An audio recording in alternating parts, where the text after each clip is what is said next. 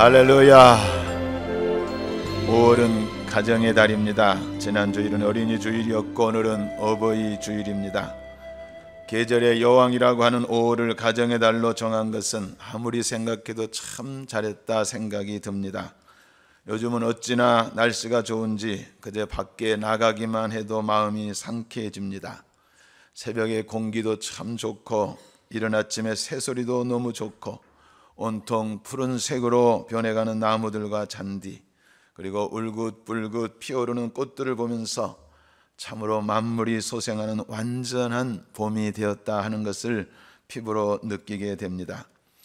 우리 목장교회 소식지에 새 봄에는 이라고 하는 좋은 글이 올려진 적이 있습니다. 참 그 글을 읽으면서 마음이 참 신선해지고 새로움을 느꼈습니다. 새 봄에는 산에 오르십시오. 새로운 기운이 온몸에 느껴질 것입니다. 새 봄에는 들로 나가십시오. 움터오르는 새싹을 보고 생명의 경의를 느끼실 것입니다. 새 봄에는 반짝이는 은빛 물결을 따라 마음도 반짝일 것입니다. 새 봄에는 아침을 더 빨리 맞으십시오. 아침의 설레임 속에서 좋은 하루가 열릴 것입니다. 새 봄에는 손을 크게 흔들면서 걸으십시오. 좋은 일이 두 손에 꽉 잡힐 것입니다. 새 봄에는 사람들의 표정을 살펴보십시오. 의욕의 얼굴빛과 희망의 눈빛을 보게 될 것입니다. 새 봄에는 반갑게 인사하십시오. 하루가 즐거울 것입니다. 새 봄에는 발걸음을 경쾌하게 하십시오. 미래에 힘이 오르고 건강이 좋아질 것입니다. 새 봄에는 빨리 화해하십시오. 그분이 먼저 화해를 청해버리면 당신은 기회를 잃게 될 것입니다. 새 봄에는 감사하십시오. 자연의 혜택, 사랑의 혜택을 얼마나 많이 입고 있습니까? 새 봄에는 나 자신에게 감사하십시오. 얼마나 아름답고 성실하며 좋은 사람입니까? 새 봄에는 꼭 말하십시오. 당신을 사랑합니다라고. 아멘이십니까? 한번 여러분 따라해 주시기 바랍니다. 새 봄에는 반갑게 인사하십시오. 새 봄에는 꼭 말하십시오. 당신을 사랑합니다. 말로 하지 말고 한번 진짜로 해보십시다. 옆에 분하고 손을 좀 꼭 잡아보세요. 좌우 앞뒤로. 정말 당신을 사랑합니다. I love you. 예, 벌써 환하게 밝아졌습니다. 오늘 우리가 읽은 이 본문을 보면은 우리 믿는 성도들의 가정 생활에 대한 너무나 귀한, 그런데 너무나 잘 아는, 그런데 잘 안 되는 그런 교훈의 말씀이 나옵니다. 가정은 세상에서 가장 아름답고 복된 장소입니다. 하나님께서 천지 만물을 창조하신 후에 제일 처음으로 만드신 제도가 바로 가정입니다. 가정은 인생의 참된 안식처고 행복의 보금자리입니다. 그래서 세상 어디에 가도 가정처럼 편안하고 가정처럼 따뜻하고 가정처럼 자유스러운 것은 찾아볼 수가 없습니다. 가정은 가족들이 함께 동고동락하는 사랑의 공동체입니다. 그래서 누구든지 가족들은 자기의 가정을 세상에서 가장 귀하게 여기고 소중한 것임을 알고 서로 행복의 보금자리를 만들려고 노력하고 책임을 가져야 합니다.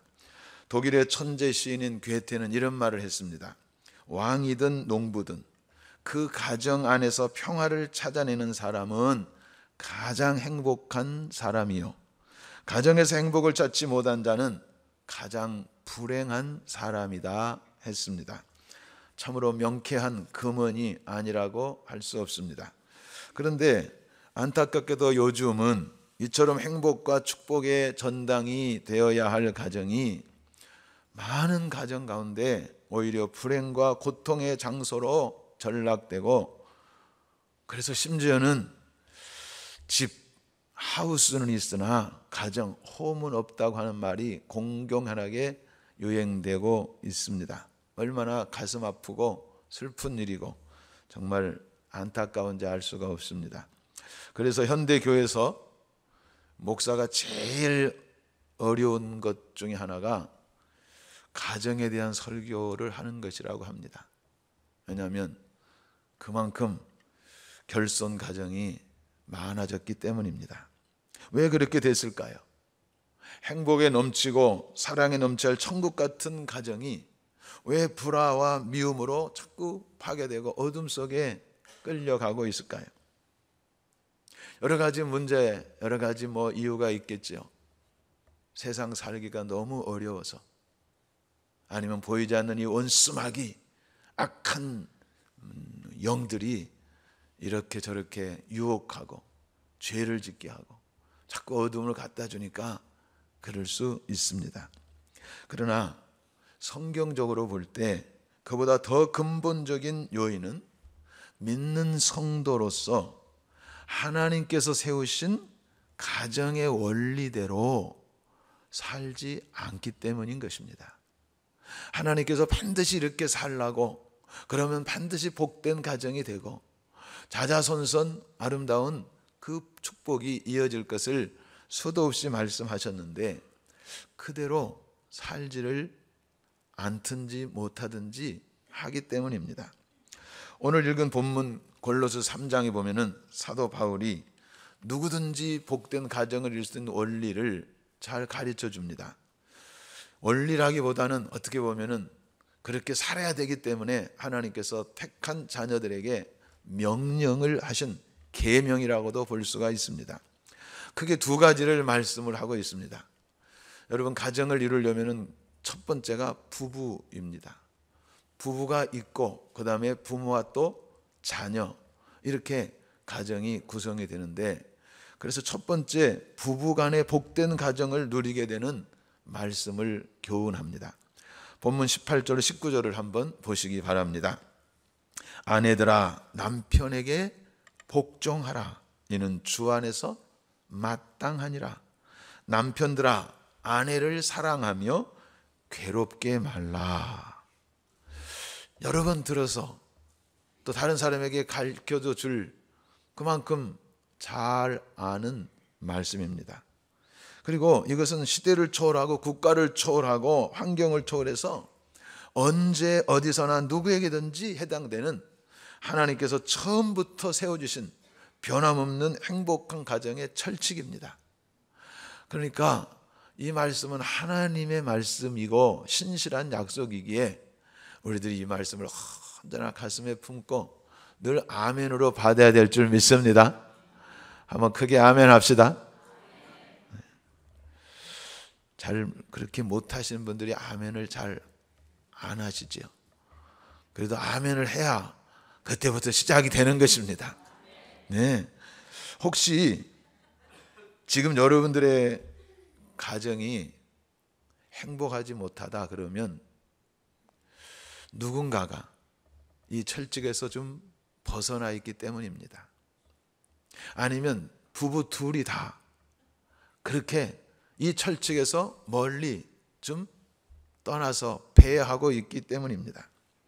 여기 아내들이 남편에게 복종해야 된다, 그 말은 결코 하인이기 때문에 계급이 낮아서 그렇게 하라는 말씀이 아니고, 하나님께서 그 가정에, 그 수십여 개 가정 가운데 그 수수 많은 사람들 중에 부부 가운데 남편을 자기 머리로 세우셨기 때문에, 가정의 가장으로 세우셨기 때문에 말씀에 순종하면서 섬기라고 하신 말씀입니다.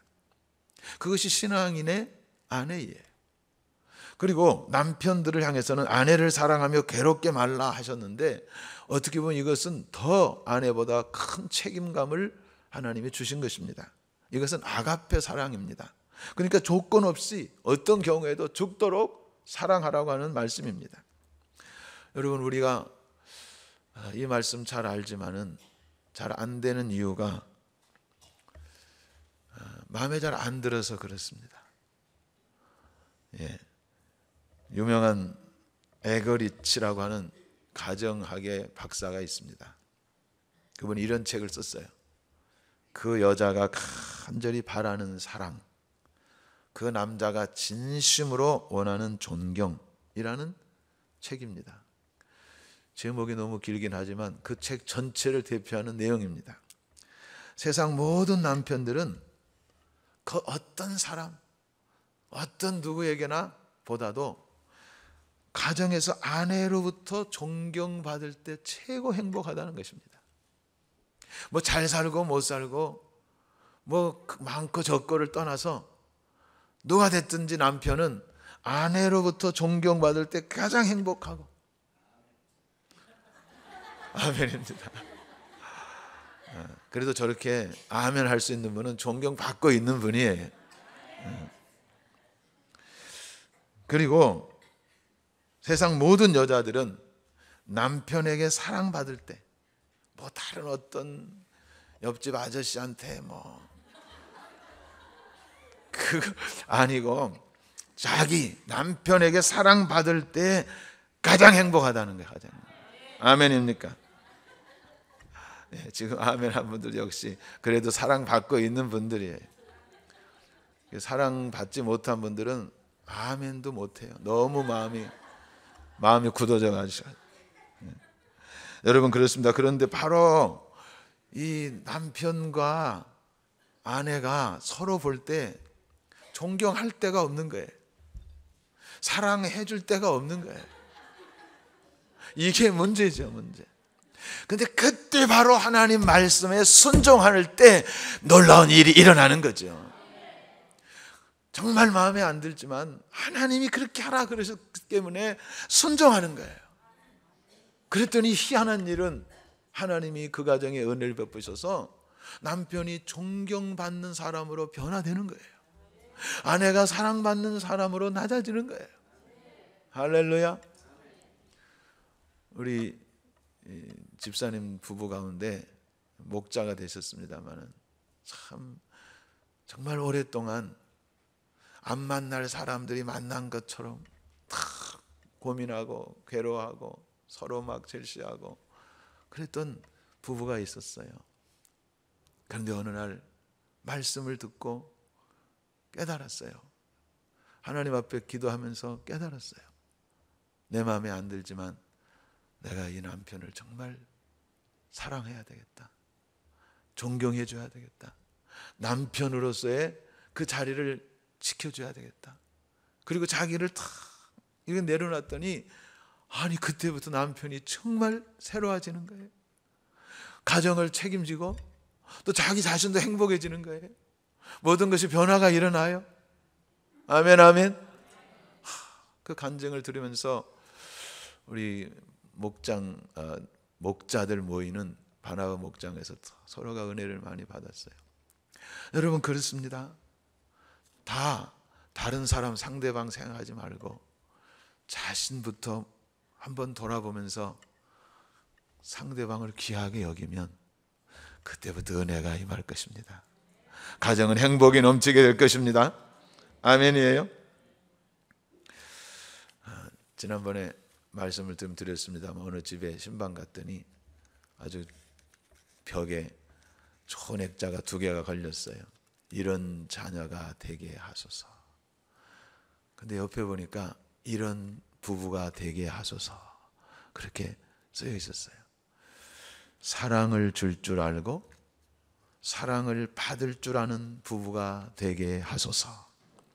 작은 것을 얻어도 소중하게 여기고 큰 것을 가지고도 아끼지 아니하고 좋은 것이 있을 때 서로가 양보하고 허물이 보일 때는 덮어주게 하소서.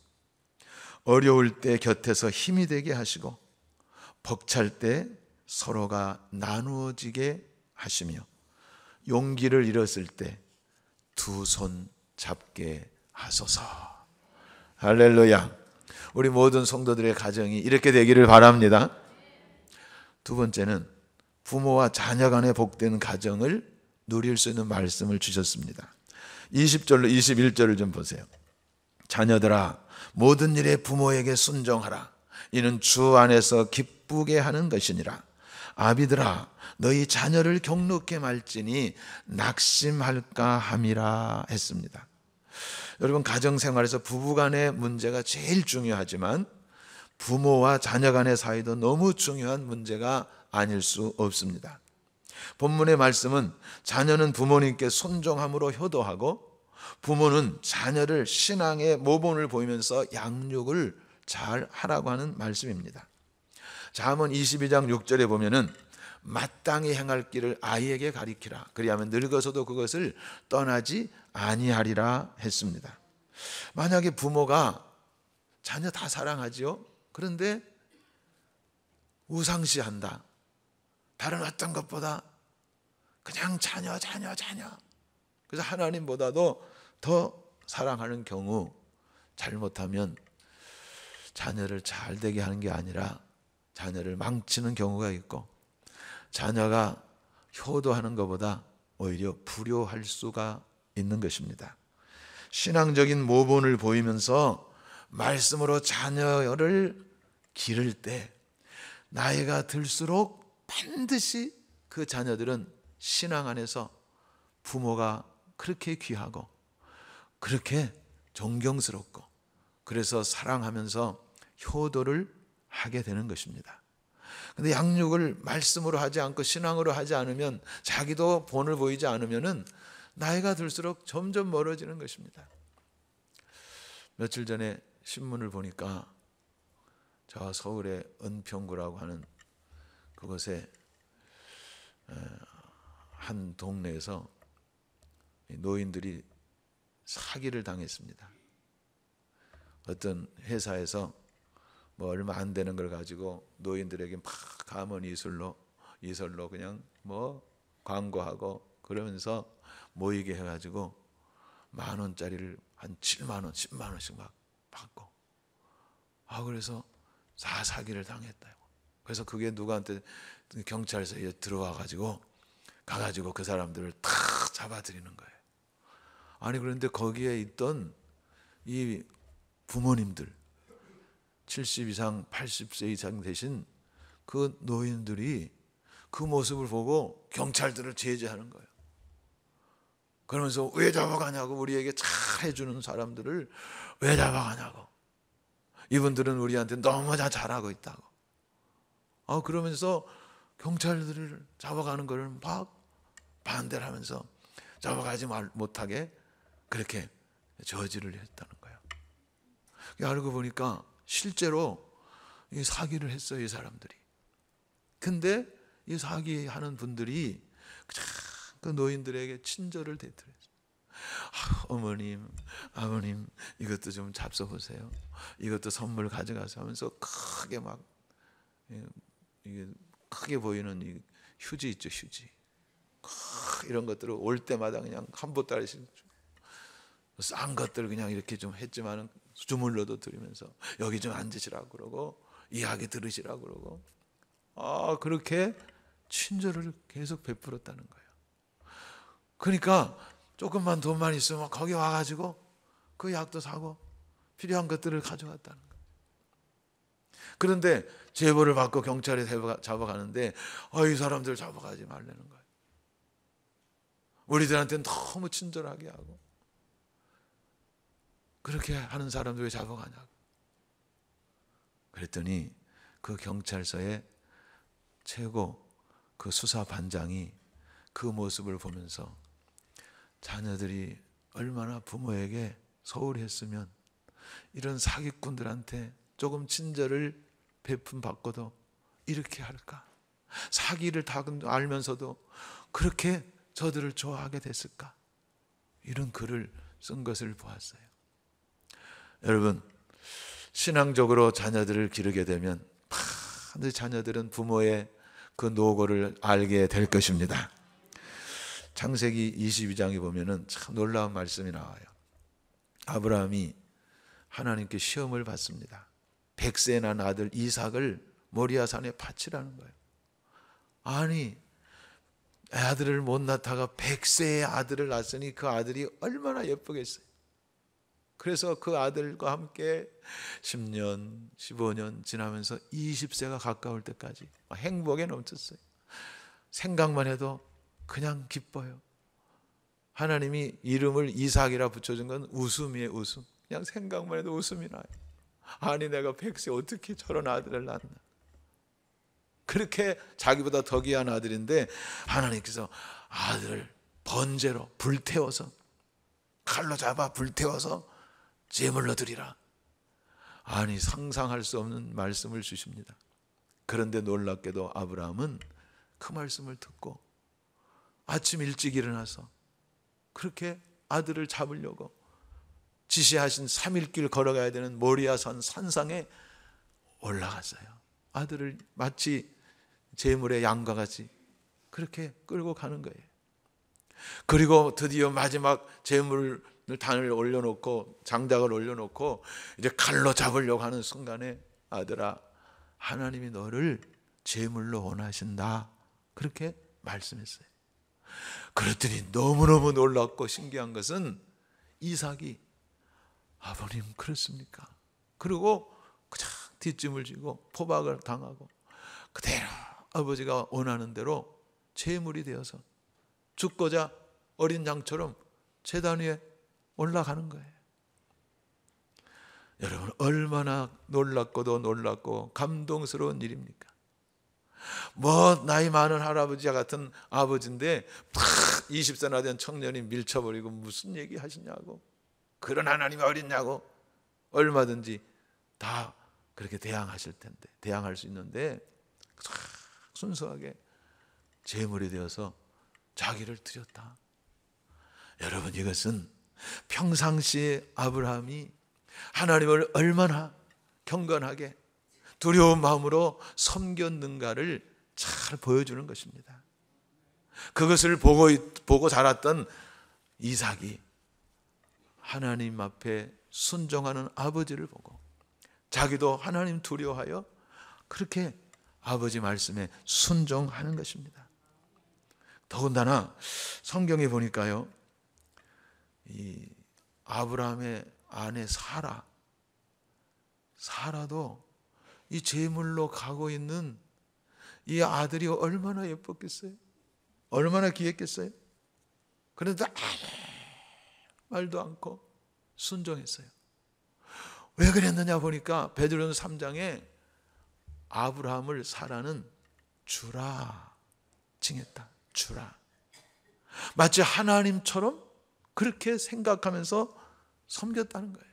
이렇게 말씀해요. 사라가 아브라함을 주라 칭하여 복종한 것 같이 너희가 선을 행하고 아무 두려운 일에도, 아무 두려운 일이 뭐예요? 아들 바친다고 하는데 그런 일에도 놀라지 아니하므로 그의 딸이 되었느니라. 하나님이 인정하시는 신앙의 어머니가 됐다는 거예요.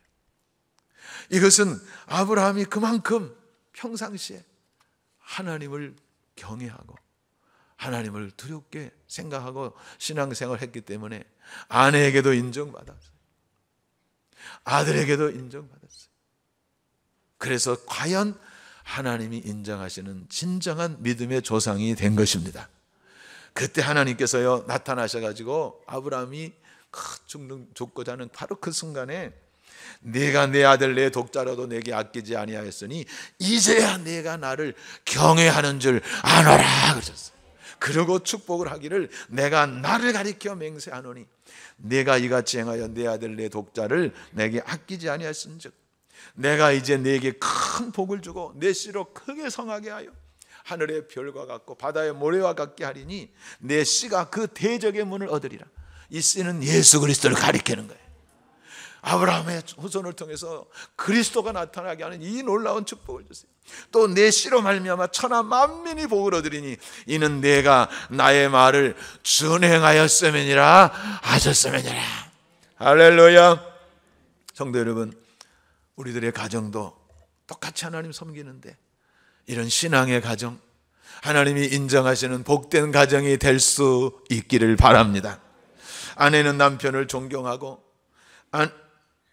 남편은 아내를 사랑하고 부모는 자녀를 신앙으로 양육하고 자녀는 부모에게 효도하는 정말 이 시대 참 찾아보기는 어렵지만 이 시대에 진정으로 하나님이 함께 하시는 진정한 성도의 복된 가정이 되면 얼마나 좋겠습니까? 저를 보세요. 저는 지난 주간 우리 기도원에서 기도 시간을 좀 가졌습니다. 그리고 성경을 통해서 이 복된 가정의 비결, 하나님이 정말 이 시대에 이렇게 어렵고 혼탁하고 죄 많고 가정이 계속 깨어지고 자녀들도 다 떠나가고 부모한테 불효하고 이런 시대에 정말 하나님이 성경적으로 말씀하신 복된 가정을 이룰 수 있는 비결을 보게 됐어요. 그것이 오늘 우리가 읽은 사도행전에 나오는 고넬료와 그 가정을 통해서 그 모델을 본 것입니다. 한마디로 하나님을 경외하는 거룩한 가정이 곧 하나님께서 복 주시는 복된 가정이 된다는 것을 본 거예요. 아멘이십니까? 한번 따라합시다. 거룩한 가정, 복된 가정. 거룩한 가정이 돼야 복된 가정이 되는 거예요. 오늘 우리가 읽은 본문 사도행전 10장은요 고넬료의 가정 사건을 통해서 기독교 역사상 놀라운 아주 최고 잊을 수 없는 어떤 큰 문을 여는 그런 모습을 보여주고 있습니다. 한마디로 유대인들에게 국한되어 있던 복음이, 예수님이 이제 이 고넬료의 가정을 통해서 시대를 초월해서 온 세계 만방 어떤 족속이든지 복음이 전파되는 이방인 복음 선교의 문이 활짝 열려지는 그 모습이 이 사도행전 10장의 고넬료의 가정을 통해서 나타나는 것입니다. 고넬료는 이방인입니다. 그런데 하나님께서 공식적으로 복음의 문을 그 가정을 통해서 이루고 그를 위대하고 아름답고 영광스럽게 높이시는 것입니다. 물론 그동안 오순절 성령 충만을 통해서 복음이 예루살렘으로부터 시작해서 온 유대와 사마리아까지 퍼지긴 했지만 아직 이스라엘 지역에 머물러 있었어요. 근데 이제 본문의 고넬료의 가정을 통해서 명실공히 주님께서 말씀하신 땅끝까지 이르러 내 증인이 되리라고 하신 그 문이 열린 것입니다. 그 귀하고 복된 사건은 바로 고넬료라고 하는 이 한 사람 이방인 때문에 이루어졌어요. 그래서 자기는 물론이지만 그 가정과 그 친지들과 모든 사람들이 구원을 받고 우리에게까지 이 놀라운 은혜를 지금도 끼치고 있는 것입니다. 하나님이 얼마나 고넬료를 사랑하셨으면은 그 가정을 통해서 그런 일들을 이루셨는데 하나님이 베드로를 그 가정에 초대해서 말씀을 듣게 하셨어요. 천사를 보내가지고 지시를 하시고 그리고 이방인의 대표인 고넬료와 유대인의 대표라고 할 수 있는 그리고 12사도나 온 성도들의 대표라고 할 수 있는 이 베드로를 만나게 하셔가지고 이제는 유대와 온 세상이 하나가 될 수 있는 복음으로 하나 되는 그런 놀라운 일을 보여주는 것입니다. 본문 1절로 5절을 한번 여러분 보시기 바랍니다. 가이사라에 고넬료로 하는 사람이 있으니 이달리아데라는 군대의 백부장이라. 그가 경건하여 온 집으로 더불어 하나님을 경외하며 백성을 많이 구제하고 하나님께 항상 기도하더니 하루는 제9시쯤 되어 환상 중에 밝기 보매 하나님의 사자가 들어와 가로되 고넬료야 하니 고넬료가 주목하여 보고 두려워 가로되 주여 무슨 일이니까? 천사가 가로되 내 기도와 구제가 하나님 앞에 상달하여 기억하신 바가 되었으니 내가 지금 사람들을 보내어 베드로라 하는 시몬을 청하라 했습니다. 여러분 아멘이십니까? 저는 이 말씀 속에서 이 시대 우리 모든 성도들이 참으로 하나님께 복을 받고 사는 진정한 그리스도인의 가정의 모습을 본 것입니다. 그의 가정을 한마디로 온 집으로 더불어 하나님을 경외하는 거룩한 가정이었어요. 제가 기도원에 갈 때 좋은 책을 하나 가져가서 읽었습니다. 이것이 성령님이시다 하는 아주 유명한 토저라고 하는 목사님이 쓴 책인데 그 책 가운데 가장 강조한 것이 뭐냐면 우리 기독교의 사상은 행복해지려는 것이 아니라 거룩해지려는 것이다. 제가 그 말씀에 너무 감동을 받았어요. 많은 도전을 받았어요. 이야, 이것이 진짜 우리가 승리하고 우리가 진정으로 복받고 정말 하나님의 영광을 드러내고 하나님이 이 땅에 우리를 있게 하신 존재 이유구나. 그래서 우리 신앙생활은 바로 행복해지려고 하는 것이 아니라 거룩을 위한 것이구나. 거룩했더니 행복은 저절로 따라오는 것이고 위대해지는 것입니다. 여러분, 이방인 이 고넬료는 뭐 같이 여러 백부장이 있던 사람 중에 한 사람입니다. 로마 군대 장교입니다. 그때 이 백부장 정도 되면 유대인 다 무시하고요, 천대시하고요, 나쁜 짓 많이 하고요, 그랬던 사람인데 어떻게 유대인 통해서 하나님을 알게 됐어요. 그리고 정말 하나님 앞에 온 집으로 더불어 경건하게 섬기면서, 그리고 백성들을 많이 구제하고 항상 하나님께 기도하고, 그래서 하나님을 경외하는 거룩한 가정이 됐어요. 그 모습을 항상 보고 계시던 하나님이 천사를 보내셔가지고 내 기도와 구제가 하나님 앞에 상달하여 기억하신 바가 되었으니 베드로를 청해가지고 복음을 들으라고 말씀. 그래서 베드로가 와가지고 말씀을 전할 때 벌써 이 고넬료는 얼마나 겸손한지 자기 가족은 물론 친구, 친척, 주위에 있는 사람들을 다 불러다가 베드로 오기를 사모하면서 기다렸다가 베드로가 자기 집에 들어오니까 그 귀한, 그 당시 베드로와 이 고넬료는 천지 차이의 신분입니다. 그런데도 불구하고 무릎을 꿇고 엎드려가지고 베드로를 영접을 하면서 우리가 당신의 말씀 듣기로 합니다.